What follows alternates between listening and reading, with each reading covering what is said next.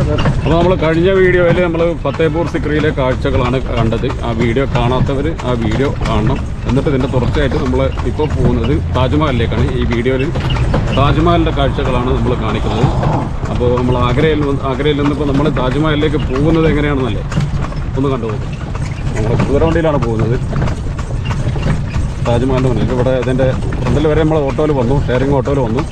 20 രൂപ ഒരാൾക്ക് വെച്ചിട്ട് ഷെയറിംഗ് ഓട്ടോ വന്നു. ആഗ്രയിൽ നിന്ന് ബസ് ഇറങ്ങിയിട്ട് ഇവിടുന്ന് നമ്മൾ ഇപ്പോൾ ഈ താജ്മഹലിൻ്റെ മുന്നിൽ വരെ പോകാൻ നമ്മൾ ഈ കുതിരവണ്ടിയിൽ പോകുന്നു. 50 രൂപയാണ് ഇപ്പോൾ 3 ആൾക്ക് കൂടി ചാർജ്. അപ്പോൾ വീഡിയോ നിങ്ങൾ സ്കിപ്പ് ചെയ്യാതെ കാണുക, മുഴുവൻ കാണുക. ഇഷ്ടപ്പെട്ടാൽ ലൈക്ക് ചെയ്യുക. ലൈക്ക് നിങ്ങൾ ആദ്യം തന്നെ ചെയ്തേക്കുക. പിന്നെ നിങ്ങൾ അവസാനം കണ്ടു കഴിഞ്ഞാൽ ലൈക്ക് ചെയ്യാൻ മറന്നു പോകും. അതുകൊണ്ട് ആദ്യം തന്നെ ലൈക്ക് ചെയ്യുക, ഷെയർ ചെയ്യുക, വീഡിയോ മുഴുവനായിട്ട് കാണുക. സബ്സ്ക്രൈബ് ചെയ്യാത്തവരുണ്ടെങ്കിൽ ചാനലൊന്ന് സബ്സ്ക്രൈബ് ചെയ്യുക. ആ ബെല്ലൈക്കൺ കൂടി ഒന്ന്. അപ്പോൾ നമ്മൾ വണ്ടി ഇറങ്ങി ഇനി ഇവിടെ നിന്ന് നടക്കണം.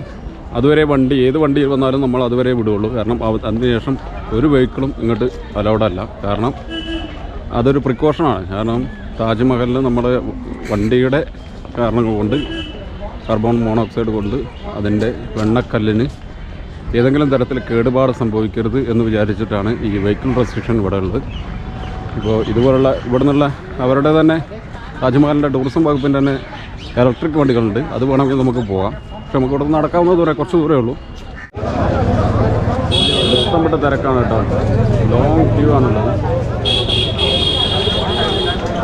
ബാക്കിലൊക്കെ നോക്കിയാൽ ലോങ് ക്യൂ ആണ്. ഇത് ഞായറാഴ്ച ഉണ്ടാണ്. അപ്പോൾ താജ്മഹൽ കാണാൻ വരുന്നവർ മാക്സിമം ഹോളിഡേയ്സ് ഒഴിവാക്കുക, വർക്കിംഗ് ഡേയിൽ വരാൻ നോക്കുക. നല്ല തിരക്കാണ്. ഇപ്പോൾ നമ്മൾ ടിക്കറ്റ് എടുത്താൽ ഓൺലൈൻ ടിക്കറ്റ് എടുത്താണ്. പക്ഷേ 2 മണിക്കൂർ വരിക്കണം.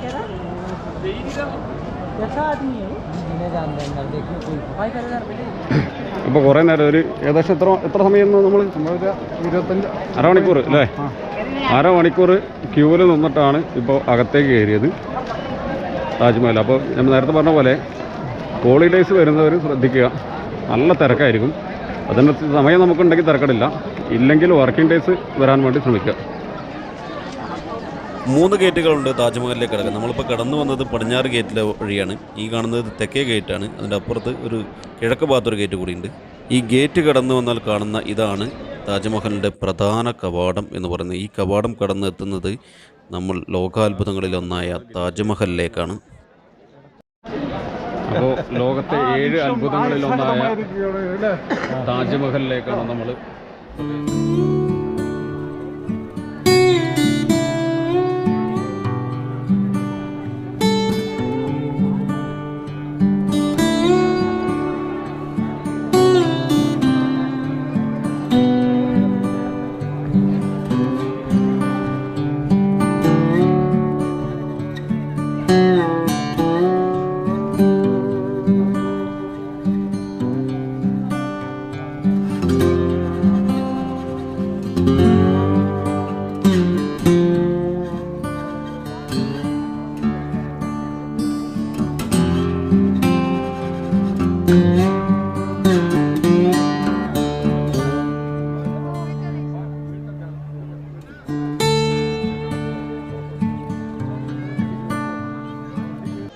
ലോകത്ത് 2 തരത്തിലുള്ള ആളുകളുണ്ടെന്നാണ് പറഞ്ഞത്.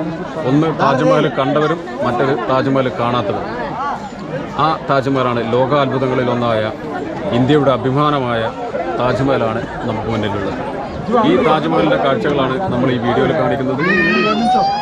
മുഗൾ ചക്രവർത്തിയായ ഷാജഹാൻ തൻ്റെ പ്രിയതമ മുംതാസ് മഹലിന് വേണ്ടി അവളുടെ സ്മരണയ്ക്ക് വേണ്ടി പണി കഴിപ്പിച്ചതാണ് ലോകത്തിലെ 7ാമത്തെ അത്ഭുതം, അല്ലെങ്കിൽ 7 അത്ഭുതങ്ങളിലൊന്നായ ഈ താജ്മഹൽ.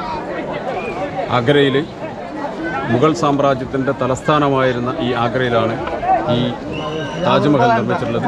താജ്മഹലിൻ്റെ വിശദമായ കാഴ്ചകൾ നമുക്ക് നേരെ പോയി കാണാം. 22 വർഷങ്ങൾ കൊണ്ടാണ് ഈ താജ്മഹൽ പണി കഴിപ്പിച്ചത് എന്നാണ് പറയുന്നത്. 1632 പണി തുടങ്ങി 1653 താജ്മഹലിൻ്റെ പണി തീരുന്നത്. ഷാജഹാൻ്റെ 3 ഭാര്യമാരിൽ ഒരാളായിരുന്ന മുംതാസ് മഹൽ അവരുടെ 14ാമത്തെ പ്രസവം ഗൗറ ബീഗത്തിന് പ്രസവിക്കുന്ന പ്രസവത്തോടുകൂടി 1631 അവർ മരണപ്പെടുന്നത്.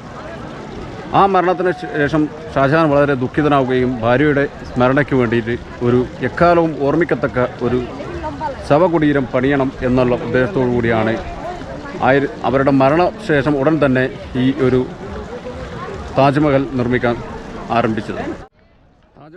താജ്മഹലിൻ്റെ ഇരുഭാഗത്തും ഒരേപോലെ തോന്നിക്കുന്ന 2 മസ്ജിദുകൾ കൂടിയുണ്ട്. ഉണ്ട് അവിടെ വന്ന് കാണുന്നു. ഇതേപോലെ തന്നെ അതേപോലെയാണ് ഇവിടെ ഈ ഭാഗത്തുള്ള മസ്ജിദും.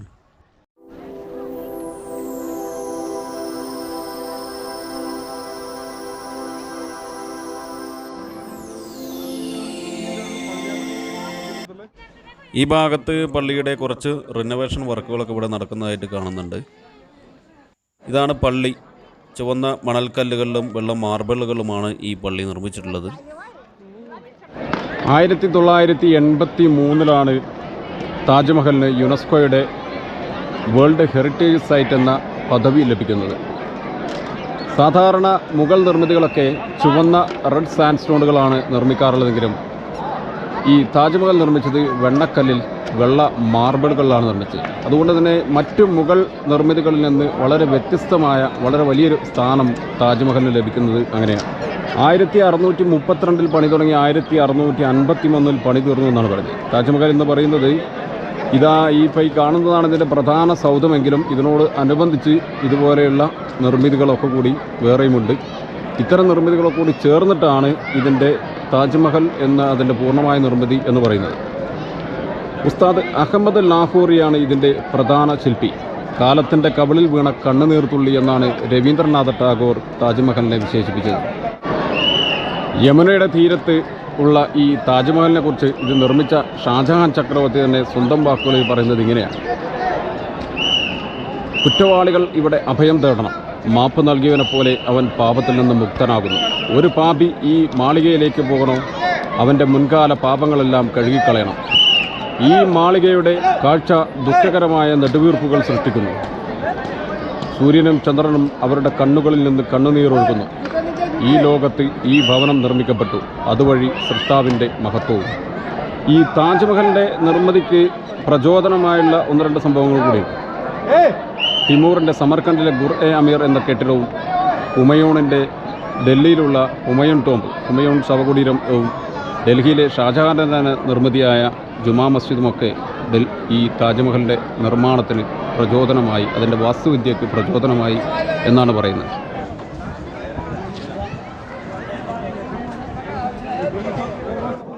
താജ്മഹലിൻ്റെ അകത്തുള്ള കാഴ്ചകളാണിത്. യഥാർത്ഥത്തിൽ നമുക്കിവിടെ ഇതിനകത്ത് ഫോട്ടോ എടുക്കാനോ വീഡിയോ എടുക്കാനോ അനുവാദമില്ല, അവർ കാണാതെടുക്കുന്നതാണ്. ഇപ്പോൾ ഈ കാണുന്നതിന് ഉള്ളിൽ കാണുന്നതാണ് ഷാജഹാൻ്റെയും മുംതാസിൻ്റെയും കബറുകൾ. യഥാർത്ഥത്തിൽ കബറുകൾ ഇതിൻ്റെ അടിയിലെ ഫ്ലോറിലാണ്, പക്ഷേ അതിൻ്റെ ഒരു മാതൃകയാണ് മുകളിൽ കാണുന്നത്.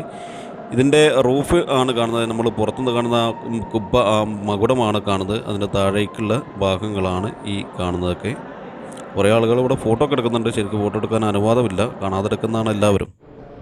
ഇപ്പോൾ നമ്മൾ ആ കബറുകളൊക്കെ നിൽക്കുന്നതിൻ്റെ പുറത്തുള്ള ഭാഗങ്ങളാണിത്. ഇതിൻ്റെ ചുറ്റുഭാഗമുള്ള ഒരു ഏരിയ ആണിത്. ഇതിലൂടെ നമുക്ക് പുറത്തേക്കുള്ള വഴി ഇങ്ങനെയാണ്.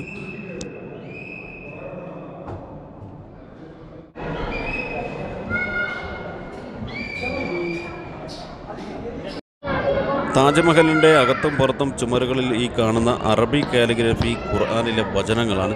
അതൊരു പ്രത്യേക രീതിയിലാണ് അത് ചെയ്തിരിക്കുന്നത്. ഈ വെള്ള മാർബിളിൽ ഖുർആനിൻ്റെ അക്ഷരങ്ങൾക്കനുസരിച്ച് വെള്ള മാർബിളുകളിൽ കൊത്തിയെടുത്ത് ആ കൊത്തിയെടുത്ത ഭാഗങ്ങളിൽ കറുത്ത മാർബിളുകളിൽ കൊത്തിയെടുത്ത ഖുർആനിലെ വചനങ്ങൾ അവിടെ ചേർക്കുകയായിരുന്നു, അത് പതിപ്പിക്കുകയായിരുന്നു എന്നാണ് ഇത് മനസ്സിലാക്കുന്നത്. അതുപോലെ തന്നെ ഈ കാണുന്ന ഈ പൂക്കളും അതുപോലെ ഈ ചിത്രങ്ങളൊക്കെ അതുപോലെ തന്നെ ചെയ്തതാണ്.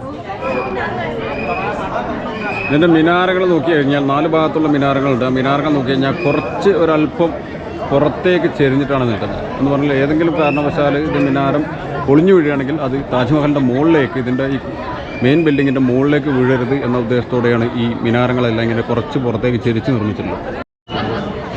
അതുകൊണ്ട് ആ മിനാരങ്ങളൊക്കെ കുറച്ച് ചെരിഞ്ഞിട്ടാണ് നിൽക്കുന്നത്. കുറച്ച് പുറത്തേക്ക് ചെരിഞ്ഞിട്ടാണ് ഈ മിനാരങ്ങളൊക്കെ നിൽക്കുന്നത്. താജ്മഹലിൻ്റെ ഒരു പ്രത്യേകത എന്ന് വെച്ചാൽ 4 ഭാഗത്തും ഒരേ സമ ആകൃതിയിൽ സമ അളവിൽ ഉള്ള ഒരേ ഷേപ്പാണ് താജ്മഹലിൻ്റെ 4 ഭാഗത്തും. ഏത് ഭാഗത്തും കയറിയാലും അതാണ് ഫ്രണ്ട് സൈഡ് എന്ന് നമുക്ക് തോന്നിപ്പോകും. നിൽക്കുന്നതൊക്കെ അറിയാം. ഇത് 2 കല്ലാണ്. ഈ വെള്ള മാർബിളിൻ്റെ അടിയിൽ ഇവിടെ അത്രയും ഭാഗം കൊത്തിയെടുത്തിട്ട് അതിലേക്ക് കറുപ്പ് മാർബിൾ ഫില്ല് ചെയ്തതാണ് ഈ നിർമ്മിതികൾ. ഇതൊക്കെ അതുപോലെ തന്നെയാണ്. അപ്പോൾ താജ്മഹലിൻ്റെ ഒരു ഓടിച്ചു വിട്ട് കാഴ്ച ഞങ്ങൾക്ക് സത്യം പറഞ്ഞാൽ ഇവിടെ നിന്ന് ഇപ്പോൾ പോകാനേ തോന്നുന്നില്ല അല്ലേ? കുറേ നേരം കൂടി ഇവിടെ ഇരിക്കണം. വൈകുന്നേരത്തെ ഇവിടുത്തെ ഒരു ആംബിയൻസ് ആണ് വളരെ വലിയ നല്ലൊരു ആംബിയൻസ് ആണ്, നല്ല മനോഹരമാണ്. കുറേ നേരം നമുക്ക് വെറുതെ അലഞ്ഞു തിരിഞ്ഞ് അല്ലെങ്കിൽ വെറുതെ ഒരു സൈഡിൽ ഇരുന്നിട്ട് ഇങ്ങനെ താജ്മഹൽ നോക്കാൻ തോന്നും, കണ്ടിരിക്കാൻ തോന്നും. പക്ഷേ ഇപ്പോൾ നമുക്ക് സമയമില്ല. ഇന്ന് വൈകിട്ട് നമ്മൾ രാത്രിയോടെ നമുക്ക് തിരിച്ച് ഡൽഹിയിലെത്തണം. ആഗ്ര ഫോർട്ട് കൂടി കാണും. ശരിക്കും ആഗ്ര ഫോർട്ട് ഞങ്ങൾക്ക് 6 മണിക്കൂർ ബസ്സുണ്ട്. അതിന് മുമ്പ് ഇനി ആഗ്ര ഫോർട്ട് ഇപ്പോൾ സമയം 4:30 ആയി തുടങ്ങി. അപ്പോൾ ജസ്റ്റ് ഇനി ആഗ്ര ഫോർട്ട് കൂടി കാണണമെന്നുണ്ട്. അതുകൊണ്ട് ഈ താജ്മഹലിൻ്റെ വീഡിയോ ഇവിടെ അവസാനിപ്പിക്കുകയാണ്. അപ്പോൾ എത്ര കണ്ടാലും മതി വരാത്ത താജ്മഹലിനോട് ഒരിക്കൽ കൂടി യാത്ര പറയുകയാണ്. ഇനി വീണ്ടും ഇവിടേക്ക് വീണ്ടും വരണം, വീണ്ടും എത്താമെന്ന പ്രതീക്ഷയിൽ മടങ്ങുകയാണ്. 45 രൂപയാണ് ഈ താജ്മഹലിലേക്കുള്ള ജനറൽ ടിക്കറ്റ് റേറ്റ്. പക്ഷേ 45 രൂപയ്ക്ക് നമുക്ക് അകത്ത് കയറാൻ കഴിയില്ല. അകത്ത് കയറണമെങ്കിൽ 200 രൂപയുടെ അഡീഷണൽ ടിക്കറ്റ് കൂടി എടുക്കണം. മൊത്തം 245 രൂപ എടുത്തെങ്കിൽ 245 രൂപയുടെ ടിക്കറ്റ് എടുത്തെങ്കിൽ നമുക്ക് ഇതിനകത്ത് കയറി താജ്മഹലിൻ്റെ അകത്ത് ആ മെയിൻ ബിൽഡിങ്ങിനകത്ത് കയറാൻ കഴിയുള്ളൂ. ഇല്ലെങ്കിൽ പുറത്തുകൂടി കണ്ടിട്ട് 45 രൂപ കൊടുത്ത് പുറത്തുകൂടെ കണ്ടിട്ട് പോകാം. അപ്പോൾ ടിക്കറ്റ് എടുക്കുമ്പോൾ ആദ്യം ഇത്ര റേറ്റില്ലായെന്ന് തോന്നും. മുമ്പേ ഞാൻ വന്നതാണ് ഇവിടെ, പക്ഷെ അന്ന് ഇത്ര റേറ്റും തോന്നിയില്ല. പക്ഷേ ഇപ്പോൾ 245 രൂപ വേണം നമുക്ക് അകത്ത് കയറി ഇത് കാണാൻ.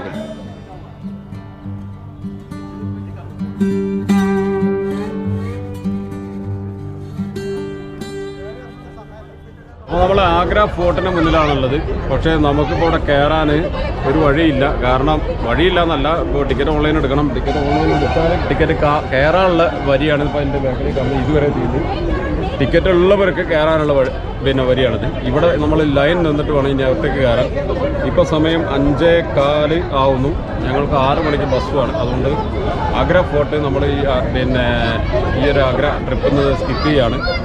ഞാനൊരിക്കൽ വന്നതാണ്, 2019 ഒരിക്കൽ വന്നതാണ്. പക്ഷേ ഇപ്പോൾ ഗിരീഷൊക്കെ ആദ്യമായിട്ട് വരുന്നതാണ്. പിന്നെ നമുക്ക് വീഡിയോ ആഗ്ര ഫോർട്ടിൻ്റെ ഒരു വിശദമായ വീഡിയോ എടുക്കണമെന്ന് വിചാരിച്ചാണ്. പക്ഷേ എല്ലാം ബുദ്ധിമുട്ടിലാക്കിയത് നമ്മൾ താജ്മഹലിൻ്റെ തിരക്കാണ്. താജ്മഹലിൽ കുറേ സമയം നമ്മൾ അങ്ങനെ പോയി. പിന്നെ ഫത്തേപൂർ സിക്രിയിലും നമ്മൾ വിചാരിച്ചതിനേക്കാൾ കൂടുതൽ സമയം നമ്മൾ നഷ്ടപ്പെട്ടു. അതുകൊണ്ടാണ് ഇപ്പോൾ ആഗ്ര ഫോർട്ടിൻ്റെ വീഡിയോ എടുക്കുന്നില്ല. അപ്പോൾ ഈ താജ്മഹലിൻ്റെ വീഡിയോയോട് കൂടി നമ്മൾ ഇതോടെ അവസാനിപ്പിക്കുകയാണ്. ആഗ്ര അവസാനിപ്പിക്കുകയാണ്. ബാക്കി നമ്മൾ ഡൽഹിയിലെ കാഴ്ചകളിലേക്ക് മടങ്ങി പോവുകയാണ്. അപ്പോൾ ഈ വീഡിയോ നിങ്ങൾക്ക് ഇഷ്ടപ്പെട്ട് കഴിഞ്ഞാൽ ലൈക്ക് ചെയ്യുക, ഷെയർ ചെയ്യുക, നിങ്ങളുടെ അഭിപ്രായങ്ങൾ കമൻറ്റ് ബോക്സിൽ രേഖപ്പെടുത്തുക, ചാനൽ സബ്സ്ക്രൈബ് ചെയ്യുക, സപ്പോർട്ട് ചെയ്യണേ.